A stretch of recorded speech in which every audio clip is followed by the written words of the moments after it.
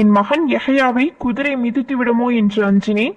தூதர் அவர்களே, அவன் அதன் பக்கத்தில் இருந்தான். எனவே நான் தலையை தூக்கி பார்த்துவிட்டு அவன் அருகில் சென்றேன். பிறகு நான் வானை நெருங்கி பார்க்கும்போது அங்கு மேகம் போன்றதொரு பொருளை கண்டேன்.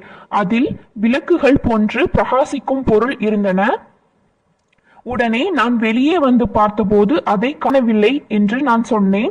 அதற்கு நபி ஸல்லல்லாஹு அலைஹி வஸல்லம் அவர்கள், அது என்னவென்று நீ அறிவாயா என்று கேட்டார்கள். நான் இல்லை, தெரியாது என்று சொன்னேன். நபி ஸல்லல்லாஹு அலைஹி வஸல்லம் அவர்கள், உன் குரலை கேட்டு நெருங்கி வந்த வானவர்கள்தாம் அவர்கள்.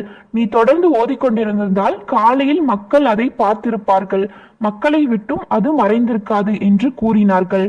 இந்த ஹதீஸில் வருவது போல் அல் குர்ஆனில் 2வது அத்தியாயமான சூரா அல் பக்ராவை ஓதும் நேரத்தில் வானவர்கள் வருவார்கள் என்று இந்த ஹதீஸில் நபி ஸல்லல்லாஹு அலைஹி வஸல்லம் அவர்கள் வலியுறுத்தியுள்ளார்கள்.